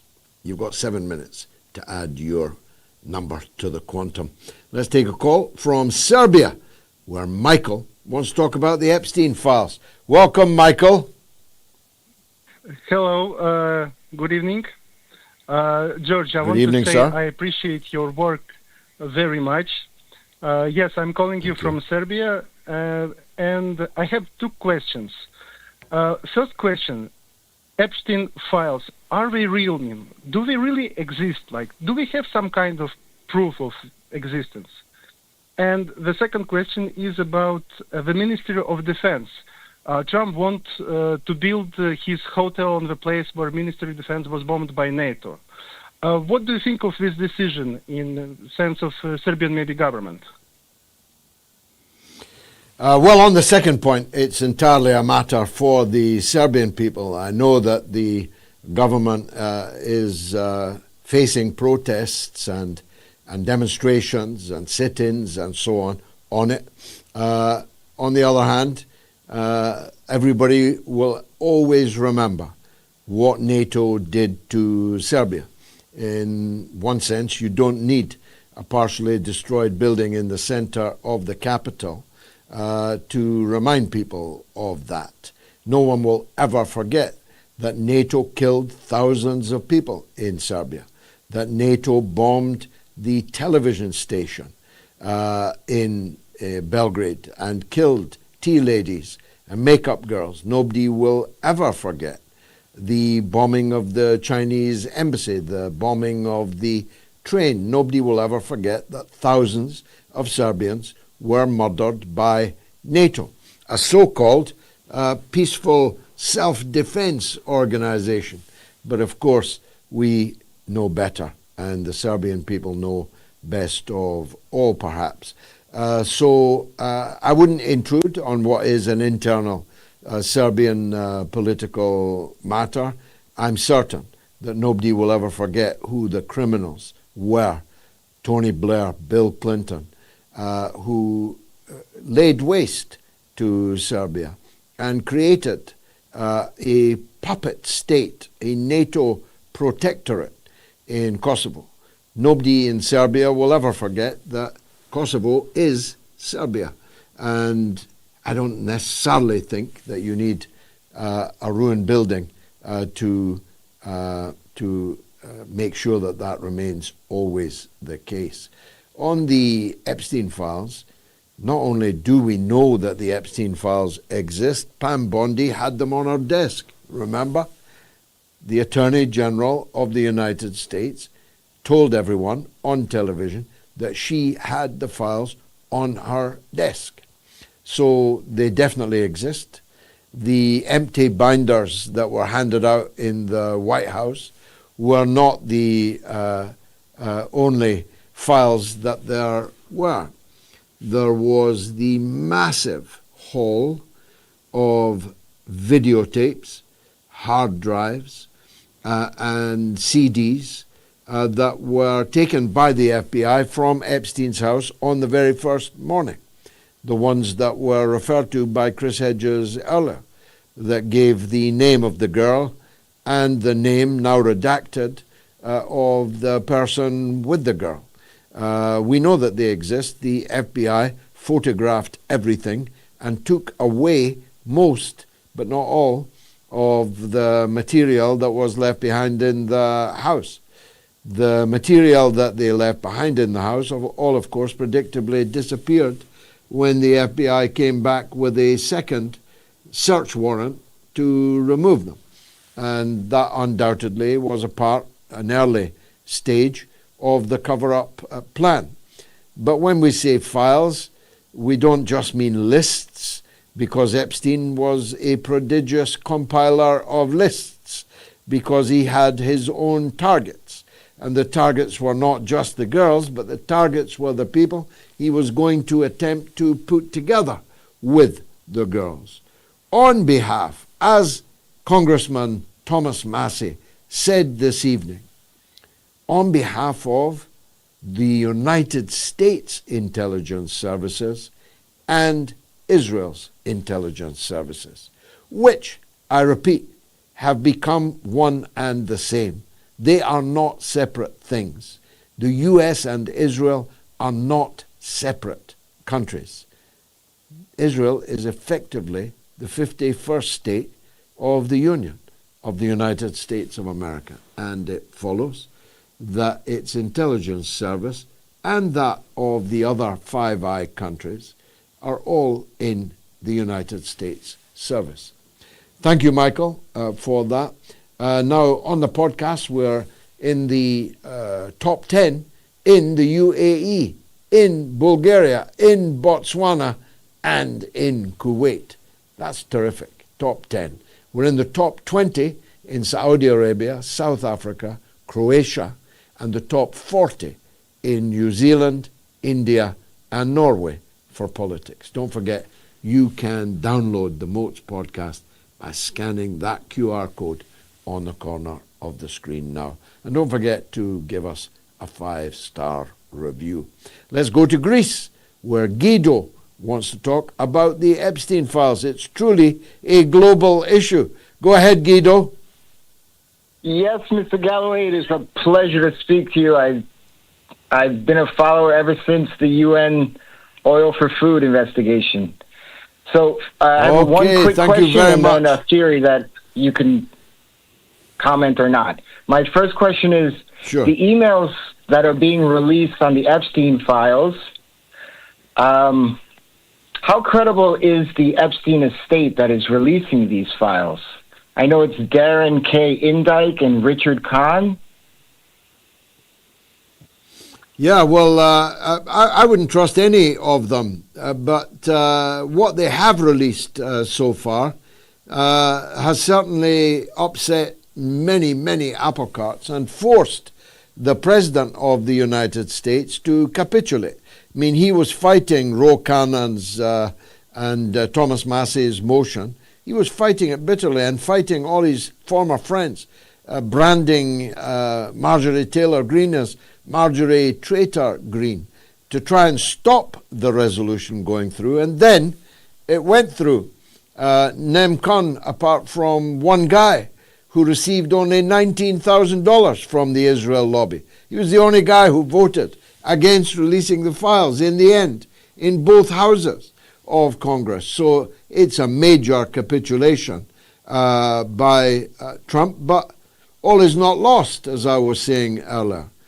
If they can get enough redactions for enough people, and in particular for enough places on the grounds of national security, well, it will be telling enough in any case that they've had to do that, but it won't be the total release of the Epstein files.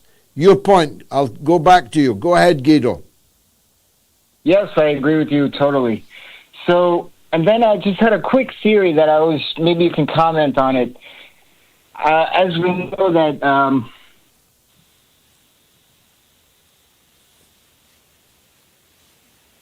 we've lost Guido in Greece. Last call, Guido, are you there? No, we've lost him. Some comments. Irish Lad says, for the first time ever, Ireland is going to go to war with Russia. The Irish Rangers are ready in Ukraine. Aye, right. Do hope that one place Ireland is going is with Scotland to the World Cup finals in the US, Canada, and Mexico. Imagine that. They'd run out of beer. That is for sure.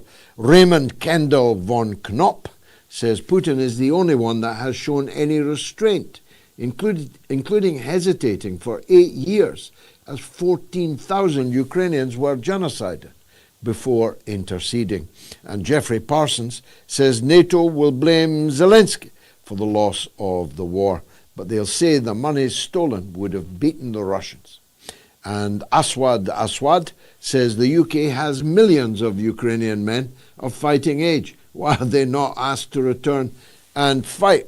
I think the UK's got hundreds of thousands, but Germany has definitely got millions. And Nath Dunning says they actually want a war with Russia, whilst fast-tracking illegal immigrants if they join the military.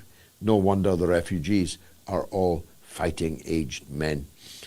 Most of the Ukrainian refugees won't be fighting anybody, either in Ukraine or anywhere else. Morris is in California, wants to talk about Chuck Schumer and Epstein. Go ahead, Morris.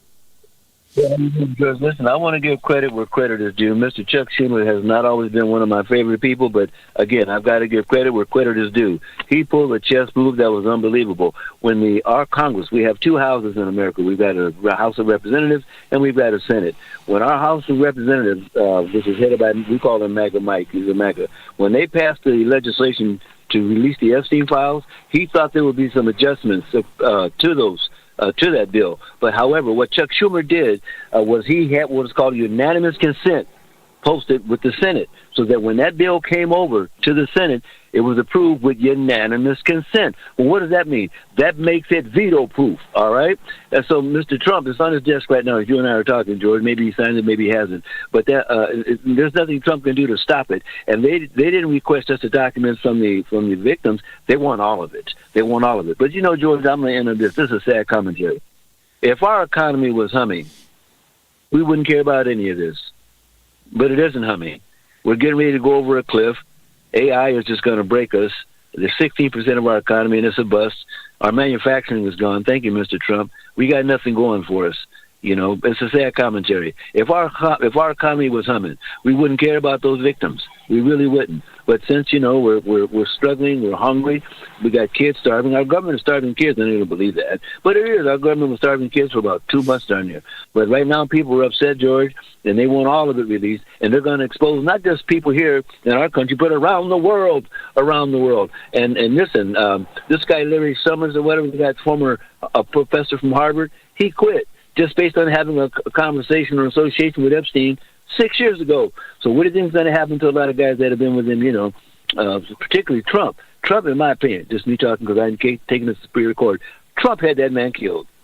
Anytime somebody is assassinated in the hands of the jail, either the government did it, approved it, had their hands on it, but you can't kill somebody that's incarcerated, George, unless the government wants you dead. And Trump figured by killing that man that all his sins would go away. They're just going to come out. Been a lot of murders associated with this Epstein thing we don't know about. It's definitely Shakespearean as you describe it so very eloquently indeed, Morris. Thanks very much for that call. I saw Mike Johnson claim that Schumer had regrettably failed to impose conditions on the release. I just hope it's not kabuki theatre and that the two of them didn't cook it up between them, which is a possibility, Morris. Now, have you been on to the MOATS.tv website and made a quick donation? It's really, really simple to do so. A big welcome to the club this week to Caris Williamson, William Dyers, Martin D'Souza, Reg Mayer, and Kim Fano. I really appreciate those donations and all that are going to be made at the end of this show on MOATS.tv. Let's go to Florida, where Maurice is in Orlando on Trump and Japan. Go ahead, Maurice.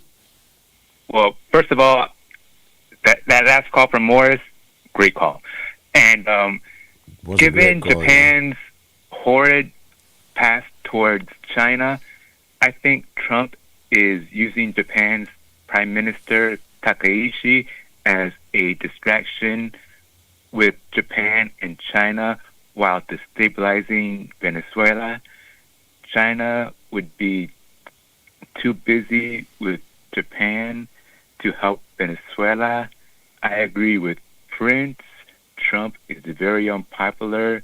What if Maduro decided to send his army here or to England?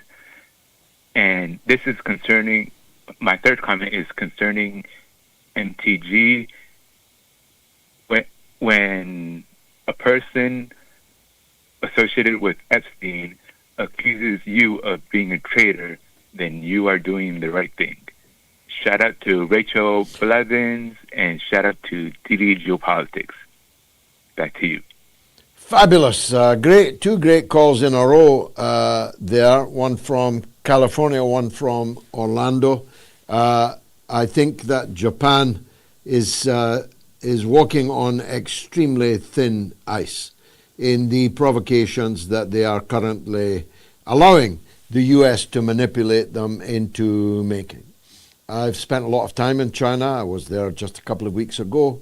There is visceral feelings about Japan in China. Of all of the countries of the world, China will never, ever, ever, ever forgive what Japan did to the Chinese people. They murdered more than 20 million Chinese. The war, which for us started in 1939 and for you started considerably more than that, further on than that. Japan invaded China in 1931 and didn't leave until their defeat in 1945. They further invaded other parts of China in 1936 and they killed 20 million Chinese people. And they didn't just kill, they butchered. They barbarously raped and pillaged the people of China. So Japan making trouble for China, for Trump, could turn out to be a very, very profound mistake indeed. Thank you, Maurice. I'm now joined by my good wife, Gayatri. She's the woman without whom the news wouldn't be the news, as well as much else. What's rattling, Gayatri? Well, let's go to Nigeria. You started with that because yesterday was another abduction of 25 schoolgirls in the northern part of Nigeria. And Trump is, of course, full on it. But he's not the first American president who dives into Nigeria's internal problems, you know, on the basis of moral vision and responsibility. In 2014, do you remember when Boko Haram abducted no less than 276 schoolgirls? Yeah. This was in Chibok, which is a northeastern part of Nigeria, Muslim majority area, and which until today, 112 of them are still missing. So this has been an ongoing disaster, more than really. a decade. Yes. So President Obama then spoke out against this outrageous and heartbreaking case, and he even put together a team and sent out a team of USA Air Forces, the DoD, FBI to help search for these girls. But then the First Lady, Michelle Obama, she helped elevate these cases onto the global platform by backing the campaign then called #BringBackOurGirls. Now this went viral, was a huge campaign. The likes of Angelina Jolie and Malala Yousafzai also joined, as well as Beyonce. So Trump thought, I want to dive into Nigeria's internal affairs. I want to bring an Afro-American artist onto this matter. Enters Nicki Minaj, or as she will now always be known to the most audience, Nicki Minaj. Yeah, well, look, I'd never heard of her, you see. And Beyonce, she ain't. I mean, if Obama had Beyonce on the campaign team, I'm afraid Nicki Minaj is way short of that. But they were both peddling the falsehood that this is a Christian-Muslim thing, and that therefore can be easily resolved by siding with the Christians against the Muslims. Oh, what a hypocrisy. Seeing them cry over Christian minorities when we know they've never raised a voice about the Christian minorities being genocided in Israel, their ally. So we know. Or in Syria. Or in Syria, of course. I mean, plenty examples to go.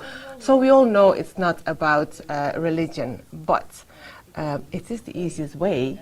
It is the way to basically drop an idea into the people's head and let that float. Because, as you said, Nigeria is a huge country, almost 250 million, sixth largest in the world, and very rich in its resources. Super rich. But it's, as you said, 50-50, isn't it? Muslim-Christian. And so with this divide, you can bring forth all the emotions and make it a Christian case or a Muslim case, right? So I see a lot of these pleads from the evangelists.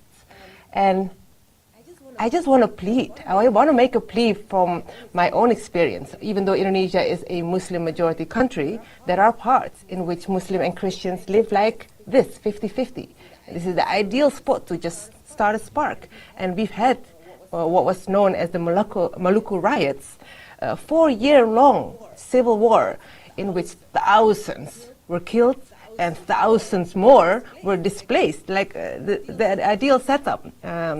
So peace has been brought back there, but I'm just warning my dear Nigerians, brother and sisters, please don't go along this line. You all know it's not about religion.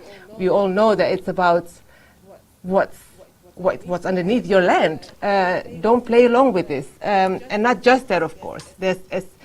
The northern part of Nigeria is, of course, bordering with the Sahel countries, Burkina Faso, Niger, and Mali in particular, who have been very successful in bringing about a revolution and finally make a break of Western control. In this case, in the Sahel's case, it's the French control, but it's a bit too close to Nigeria, and the U.S. wasn't really happy with that, and brought the idea to President Tinubu to bring military bases there, which was rejected. So why not go for the religious divide option? Very good point. Divide and rule. It's the oldest tool in the playbook of empire. Yes. Not to mention that, of course, since then, China and Russia have had a growing role, a big role in Africa, but also Nigeria. You see, they have recently made a contract, a deal, a lithium and rare earth mineral contract with China worth $3.1 billion. Oh, well, they'll be in need of some democracy then, just like Uganda. Exactly. Lots of these things. They have, for example, agreed with China to do a currency swap, allowing them to not use the US dollars, but alternative currencies. Nigeria itself, of course, an oil-producing rich country, used to import its refined oil from the US, but now they've opened their own oil refinery. And so all these things are taking place, all these threats of invasions and attack are in play. So, as I said, the religious divide is a good one to use by Trump's administration. Yeah. Got anything else for us? We've got 4 minutes before you and I go out for our chips. Yeah, well,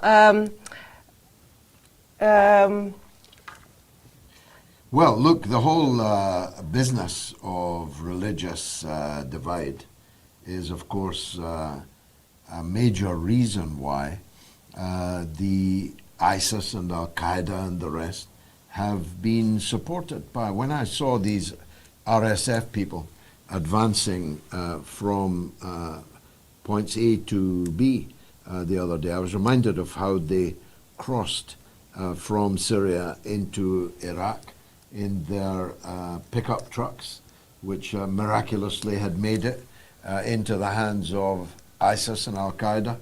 I saw them drive there in columns of hundreds of vehicles that were mysteriously never attacked by the United States, which had the planes in Iraq with which to do so.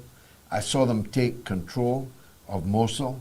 I saw them facilitate the rise of ISIS and Al-Qaeda in Iraq, only then to claim that they had to stay in Iraq in order to deal with them. Mosul had a huge proportion of Iraqi Christians in it at one point, but they're no longer there, of course. Of course, Boko Haram is an ISIS-affiliated group, but as we have learned very recently, is that yesterday's terrorist can be today's VIP at the White House. Exactly. So it's worth telling people what Boko Haram actually what it means. actually means. It actually means haram is, as most people will know, is sinful. It's not allowed. And Boko is the local language for Western education. Western education is not allowed. That's why most of the atrocities that they commit are attacking schoolgirls. Imagine. Yeah, and so the mothers of the schoolgirls initially didn't want to make a fuss about it because they were, of course, fearing for retaliation or what would happen. But, you know, at the time, actually it was a local lawyer who started, a local Muslim lawyer who started the hashtag Bring Back Our Girls, which was then elevated by all these superstars. I think it's key to tell people, because they can easily get the wrong impression, that the majority, in fact, the great majority of victims of Boko Haram are Muslims, not Christians. It's equally important that even Tinubu can be like a stopped clock right twice a day when he made the point that Christians and Muslims live literally side by side next door to each other in Nigeria. And so making it a Muslim-Christian issue is profoundly dangerous. But maybe that's why they're doing it. Yeah, sounds like it. Well, it's time for us, I think, to go. The poll went predictably. Virtually 3/4 of 20,000 people do think that Trump is going to attack Venezuela, which might be the biggest mistake that he's made to date. That's us. Yes. Please join us once more on Sunday, and as George likes to say, bring another listener with you, bring a friend with you, bring your mother with you, your father, your cousins, and it will be 7 p.m. UK time, 2 p.m. New York, 11 a.m. Hollywood, and for the fanatics, it's 6 a.m. Sydney time the next morning.